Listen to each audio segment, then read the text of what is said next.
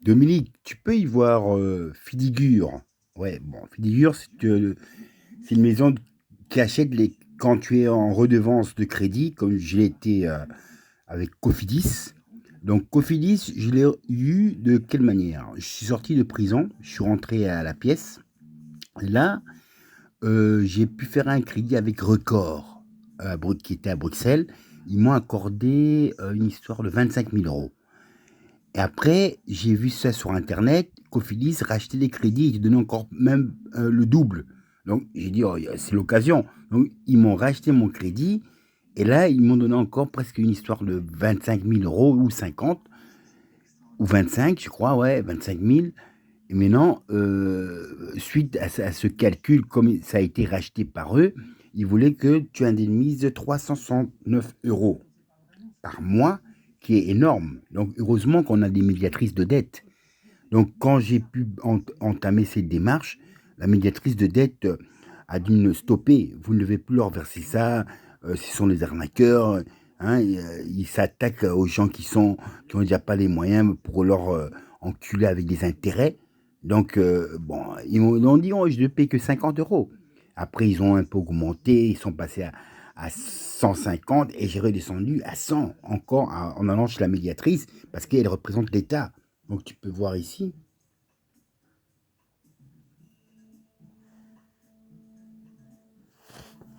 voilà.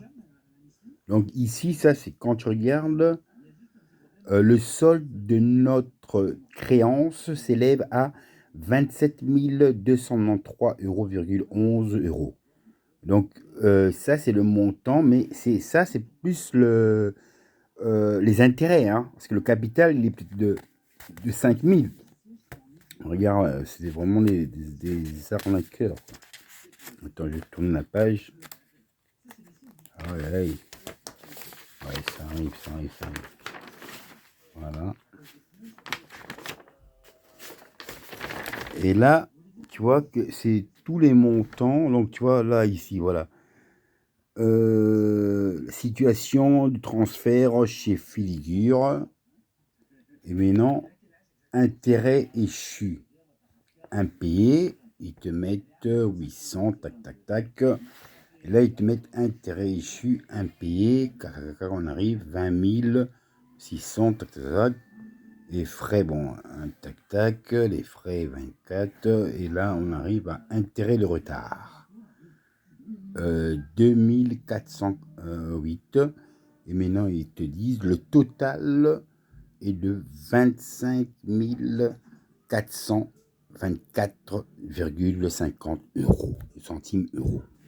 Bon, quand je te montre ça, Dominique, je ne peux pas faire des économies comme je fais une épargne pension et que je vais arriver à un montant peut-être de 12 000 € ou 12 000, voilà, et que je vais dire allô, Filigure, oui, voilà, je vais vous verser 12 000 € cash comme jamais. Je préfère leur donner petit à petit, donc ils vont manger 100 € et 100 € ils vont le manger pendant un an, non pas un an, ce serait trop facile. Hein, ils vont le manger pendant peut-être, je reste déjà 65 ans. En 2034, et si ça continue, ben, ils prendront encore 5 ans, voilà, 70 ans. De toute façon, ça ne peut jamais retourner chez mon fils parce que j'avais déjà signé par rapport au médiateur. Donc, c'est-à-dire que ces dettes qui sont les miennes, si par exemple, par rapport à ce que le médiateur m'a dit, si par exemple on va, vous disparaissez de cette terre et on va envoyer un document à votre fils en disant est-ce que vous voulez signer l'héritage de votre père. Donc c'est aussi une attrape. Est-ce que vous voulez signer l'héritage de votre père? Lui il s'est dit oh, peut-être qu'il y a un héritage, je signe aveuglement. Et quand il signe, l'héritage, c'est les dettes. Et quand il m'a dit ça, il m'a dit, il faut bien avertir votre fils quand, même s'il reçoit un document qui va attester est-ce que vous voulez l'héritage de toi, il doit même pas tenir compte, même pas signer, tenir compte, rien. Comme ça, il y aura jamais de poursuite. Mais ça, c'est comme si je serais déjà mort à 65 ans. Jamais, Dominique. la bénédiction de l'enfant de Dieu qui me représente moi depuis, alléluia, depuis le Congo, le berceau de l'humanité. C'est une vie, qui va me mener peut-être jusqu'à 90 ans, bon, si pas plus, hein, 99, bon. On va dire, on va arriver jusqu'à 100 ans, quoi. 100 ans, un arbre, un centenaire, un siècle, quoi, tu vois? Donc j'arrive tout simplement encore à me faire peut-être, une cinquantaine d'années et là j'arrive à peut-être l'homme le plus vieux d'Europe. Donc j'arrive à 105 €, 105 €, non, 105 ans. Donc tu vois? Donc c'est énorme, quoi, hein. Donc j'ai dépassé le siècle et j'ai encore fait, donc 5 ans en plus, quoi, tu vois? J'ai fait encore 5 ans en plus pour admirer le paradis qui est la terre, quoi. Et là, je crois que c'est la dernière page, quoi. Attendez, attends, attends, on va arriver là. Voilà. Donc ça, c'est tous les montants que j'ai déjà. Attends, ce que je voulais te montrer aussi, voilà, c'est ça, quoi. Voilà, attends. Voilà, ici. Je vais te montrer ça ici, voilà. Ici, si tu regardes bien, attends, voilà. Ici, là, on est à 797,89. Et là, ça, la date, c'est le 30 du 5. Ça, c'est l'argent que, on va dire, en tant qu'handicapé, mais en tant qu'handicapé reconnu au niveau du travail. Donc ça, c'est la prime la prime qui donne chaque année, donc qui est le 795 qui a augmenté, mais chaque année, c'est la prime qui donne tous les mois de mai. Donc c'est la prime de travail. Donc c'est considéré comme si tu es handicapé, mais tu payes tes impôts et c'est comme si maintenant tu perds. Non, on a un bon système et que cette somme, mais par exemple tous les mois, tous les années, j'aurais pu bénéficier de cette somme sans que Fidigure puisse prendre cette somme directement. Bon, ce n'est pas grave, pour moi, ça me fait avancer le crédit, quoi, hein.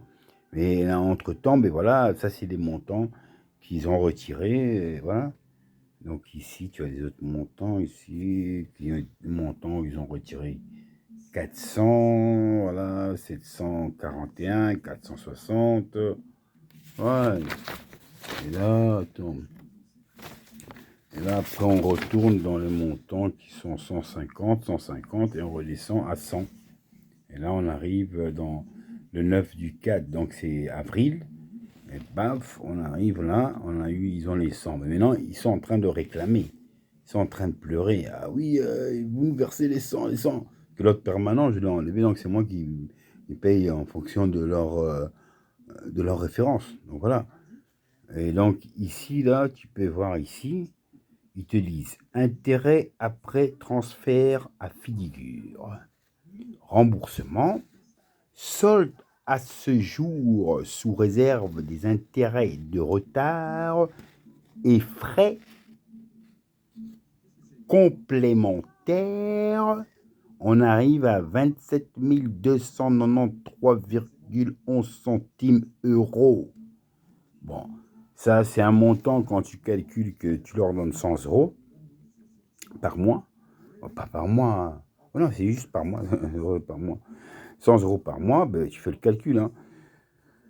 Sur un an et 12 mois, ça fait déjà donc 1200. Ils reçoivent 1200. Sur un an, ça fait 2000. Donc sur 10 ans, on arrive à... Oh putain, je serais déjà mort, je crois.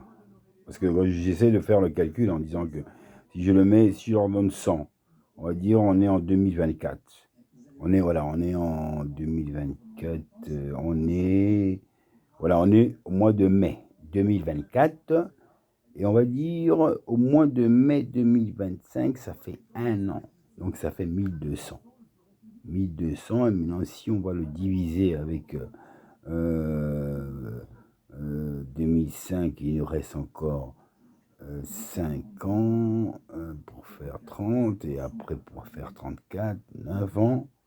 Ben ça va aller, quoi. Dire, ils peuvent attendre même le jour où si je meurs et que ça continue chose, soit je les ai dit, comme je les ai dit, Dominique, j'ai dit, s'il y a un problème et que je meurs avant, alors vous allez dans la forêt de soigne, Et vous pouvez prendre les arbres de centenaire, donc des arbres de chêne, et là, vous serez remboursé immédiatement, quoi. Tu vois, et ils connaissent mon nom, donc vous n'avez pas de crainte, vous allez juste vous demander, ouais, c'est la dette de Aigle Royal, des forêts, et directement, ils vont vous choisir un arbre, vous le coupez, c'est un centenaire, et vous allez dans une machine de construction pour transformer le bois, et vous faites des très beaux billets, et vous aurez mes 100 000 enculats de merde. Bon, c'est fini, hein, stop.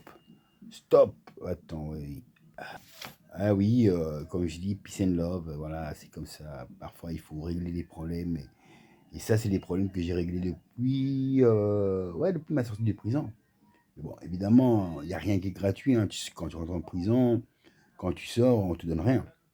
Donc tu sors, il faut toujours y penser à quoi. Ah, mais j'ai mes papiers, ah, je suis en ordre, ta.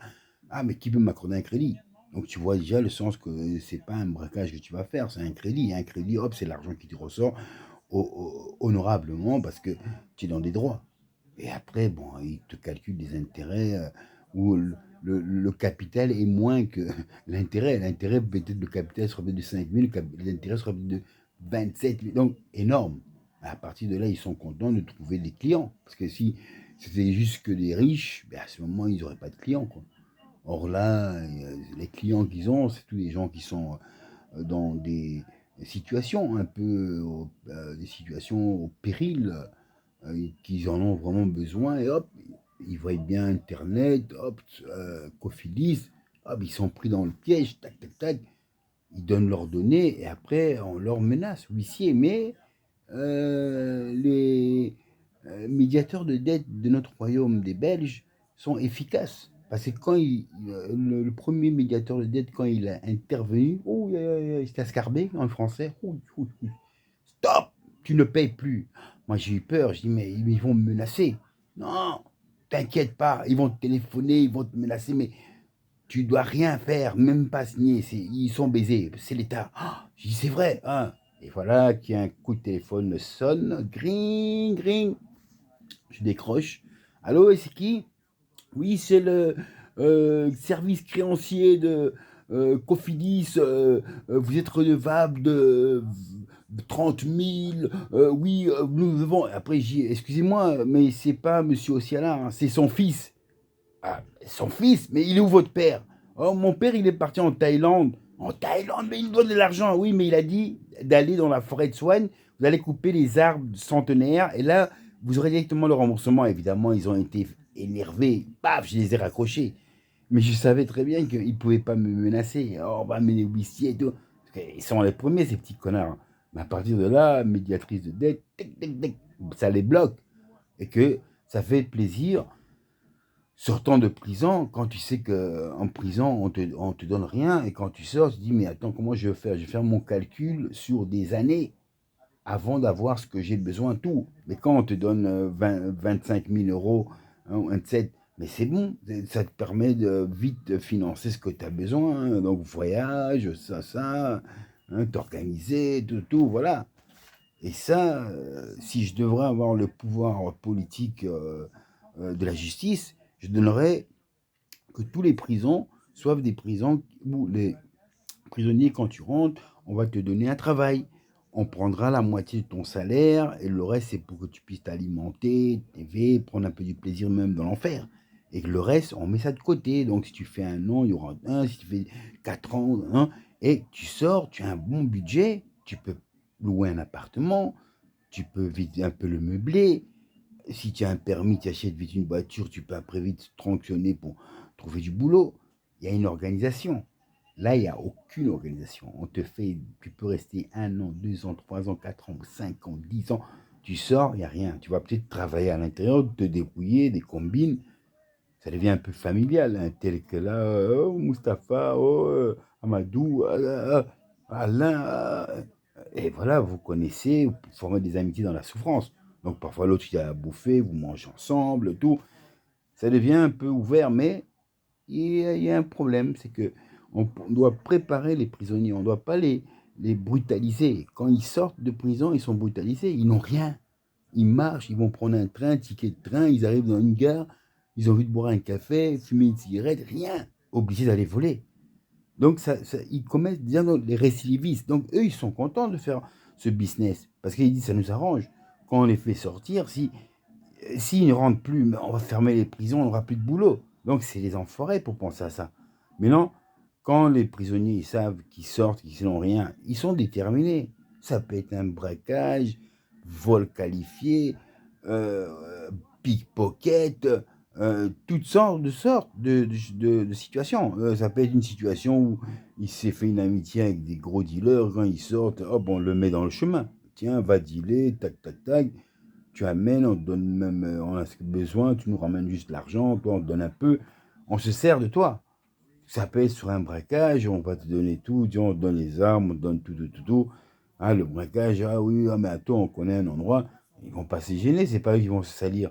Et non, ils se disent, tiens, lui, il a les couilles, il sort de prison, on le met à l'aise, il va frapper, comme ça, nous, on reçoit l'argent, lui aussi, il reçoit une partie. Donc ça, c'est des trucs que tu peux voir en prison. Parce que les gens, ils restent des années, pas pour aller parler de ça, de ça. Donc, ils sont toujours dans leur fabulation de quand ils vont sortir, quel rôle ils vont incarner. Et ça, j'ai vécu des années pour les comprendre et les supporter. Parce que tu vois, je peux comprendre qu'on ne donne rien à ces prisonniers. Et quand ils sortent, pour moi, c'est des légendes. Que le type qui dit, il est sorti, il n'avait rien. Il est sorti d'un mur, il a escaladé le mur avec une échelle, qu'on est venu l'attendre. Vois-tu, il disparaît. Pendant 8 ans, il a fait que des braquages, jamais il s'est fait prendre. C'est après qu'il s'est fait prendre parce qu'il devait se présenter et on l'a attrapé comme ça pas pour rien. Mais il finissait sa peine. Mais entre-temps, j'ai dit non, ça c'est, tu mérites mon respect parce que pendant 8 ans, on te fait des braquages, on ne t'arrête pas parce que tu es intelligent pour comprendre ça. Bon, il ne s'est pas enrichi à acheter des buildings, mais il a vécu. Voilà, c'est tout. Et comme on dit, dans cette vie, ben, il y a une vie des hors-la-loi, il y a une vie aussi pour les travailleurs, les non-travailleurs, voilà, c'est de tout. Et c'est la société. La société, elle est divisée que tout le monde n'aura pas le même gain de salaire. D'autres vont jalouser, pour quelle raison je peux pas rouler avec cette voiture, mais quand ils savent qu'ils peuvent rentrer dans des combines, de la drogue, des braquages, et tout ça, ça peut se permettre, et blanchir même l'argent, ça se fait. À ce moment, on vit dans une société où il y a des protections même pour les hors-la-loi, les avocats, les prisons où on te met, on te torture pas comme des prisons à l'africaine, ou même comme en Thaïlande, c'est terrible. Donc là, je remercie quand même notre royaume et aussi bien cette politique qu'on peut donner aux prisonniers, même en prison, le droit de l'homme. On te protège déjà et que le confort, il est plus agréable que dans ces prisons où on vous étale, même en Thaïlande, vous vivez comme des rats et tu peux être infecté, tu meurs. Voilà, c'est affreux. Merci à vous de m'avoir entendu avec Peace and Love pour Crédit Love.